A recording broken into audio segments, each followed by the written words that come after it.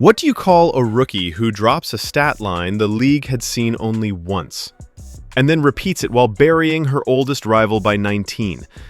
On a steamy July night in Indianapolis, Caitlin Clark turned questions into kindling and lit the W on fire.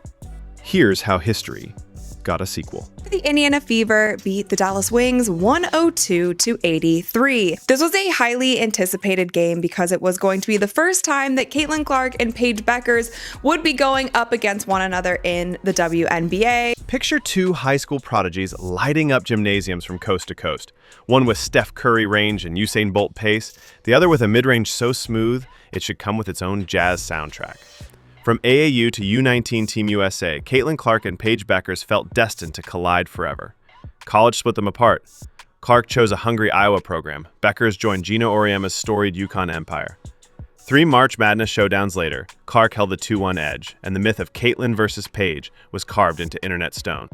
And a lot of people are saying, oh, everything is she was Caitlin before Caitlin, she's better than Caitlin, and all this stuff. That kind of stopped in the media. We didn't hear it that much in the media. Do you want to know why? Because Caitlin Clark put up better numbers in the WNBA than Paige did in college. Yet, every highlight reel came with asterisks from old school critics. Sure, she can score, they said, but will that translate when the defenders are grown women? Diana Taurasi's "Welcome to the W" warning echoed across talk shows, and Gino himself hinted that Bueckers' textbook fundamentals were built for pro ball. And Diana said it best. This kid's in for a rude awakening. And they all jumped over her, but they didn't read the whole thing that she said. But nobody's printing. Diana Taurasi was right. This kid's on the wrong team. She's got the wrong skill set to handle the physicality of that league. And she's a rookie. And if you're a WNBA player, if you're any kind of player, you're going to say, I'm going to make a statement. Fast forward to July 14th, 2025. Clark's Indiana Fever have wobbled through the first half of the season. Big wins followed by baffling losses to the Sparks and the expansion Valkyries. Chemistry? Shaky. Coach Stephanie White favors a deliberate half-court grind, while her rookie star wants drag races. The two even traded heated words on national TV during a timeout in Atlanta. Clark's own stroke had cooled. She was quick to remind reporters that even Steph Curry goes 27 for 70 sometimes, but the narrative felt familiar. Rude awakening incoming. Talking to our player development coach yesterday, and he was like, just sent me a few things of like even Steph going through a slump. I think he was like 27 for his last 70 or something like that. Like the best in the world go through it, and I think that's like where you can find your confidence. And I think the thing I always fall back on is like, I know how hard I've worked. So, this isn't something that's going to last, and the best players in the world go through this. So I feel like I'm getting good shots, and I think that's why it's frustrating, because those are the shots that I make. And now, for the first time as pros, Paige Bueckers was coming to town with the Dallas Wings. ABC moved heaven and earth for the broadcast. Fans queued digital watch parties like it was Game 7. Either the Fever would snap in half under the spotlight, or Clark would set the building on fire. Game time. One subtle, seismic shift. Stephanie White told Clark run. No governor, no brake pedal, just green lights and wide open hardwood.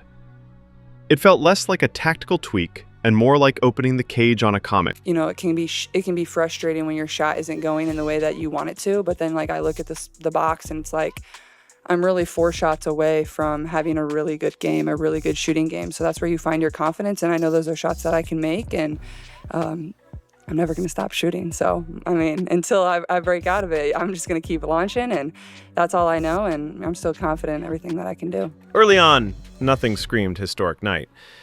Indiana led, but the game stayed honest. Clark probed, dished, hit one icy sidestep triple. Dallas answered. Casual fans might have glanced away. Big mistake. Second quarter. Boom. Clark whipped a 70-foot touchdown pass to Kelsey Mitchell that detonated Gainbridge Fieldhouse. Suddenly, every rebound became a jailbreak. The Fever poured in 36 points, outscoring Dallas by 21 in 10 minutes, while shooting a cartoonish 76%. Mitchell feasted for 20 on the night, stretching her double-digit streak to 21 games. Natasha Howard sprinted end-to-end like a 6'2 sprinter, logging 18 on 8 of 9. Aaliyah Boston bullied the paint, perfect pick-and-roll foil. Even Sophie Cunningham hopped off the bench, hit the 1,500-point career mark, and flexed a sneaky 13-piece. By halftime, the Fever had 64 points, a franchise record, and the league's biggest half of the entire 2025 season.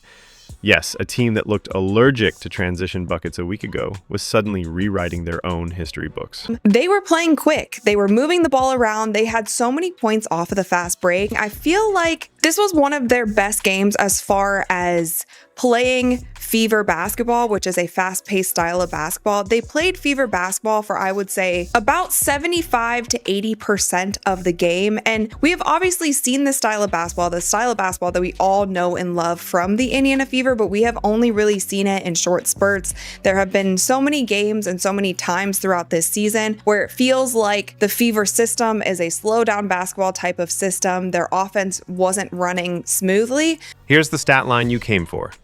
Clark wrapped the night with 14 points on patient rhythm shots, 13 assists, half-court lasers and full-court moonshots, and 5 steals that felt telepathic. Only one other woman in WNBA history had ever posted that combo once. Clark has now done it twice, before the All-Star break of her rookie year. Sprinkle in a highlight reel block that morphed in 3 dribbles into another Cunningham layup, and you've got the league's freshest blueprint for two-way stardom. Meanwhile, the Wings' top gun, Arike Ogunbowale, shot 0 for 10. Not a typo. Dallas tried clutch and grab physicality, refused to switch on screens, dared Clark to feel rookie pain. She turned that pressure into a 19-point landslide, 102 to 83 Fever. Forget the box score for a second. Last night answered 3 burning questions. Number 1, can Clark's warp speed style survive pro defenses? Check. When the pace hit hyperdrive, Indiana's offense looked like Golden State on caffeine. Number 2, high is the locker room friction fatal? Not if winning tastes this sweet. White's decision to trust her star just bought both of them a month of goodwill. Number 3, is the Clark-Bueckers rivalry still real? Oh yeah, except round 1 of the pro chapter was a mic drop for Caitlin. Paige finished with a respectable 16-5-4, but she was a subplot in Clark's highlight package. Add in those 2 impending road games, Connecticut's grindhouse defense and New York's super team offense, and the Fever now have film that proves they can outrun anyone when they choose chaos.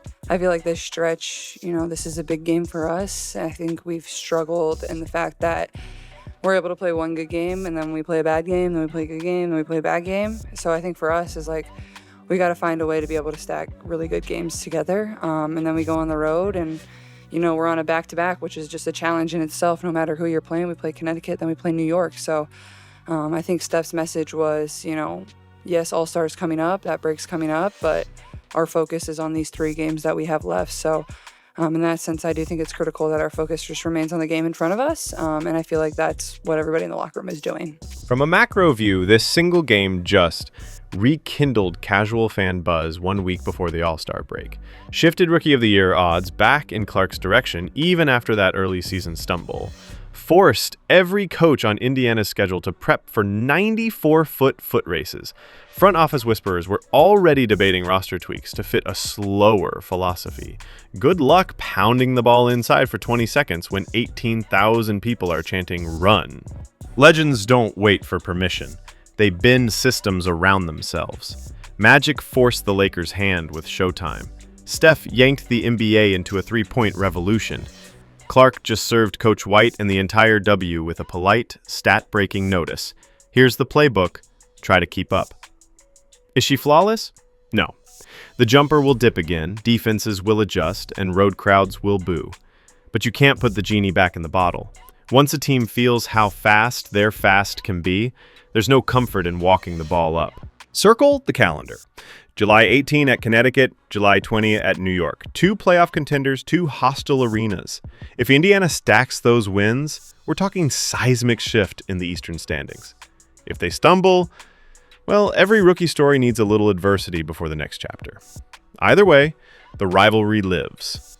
It just relocated to primetime. Hit like if you felt that avalanche in the second quarter. Smash subscribe so you never miss a single record broken, and drop CC below if you believe we're witnessing a once-in-a-generation trajectory. We'll catch you courtside for the next historic night.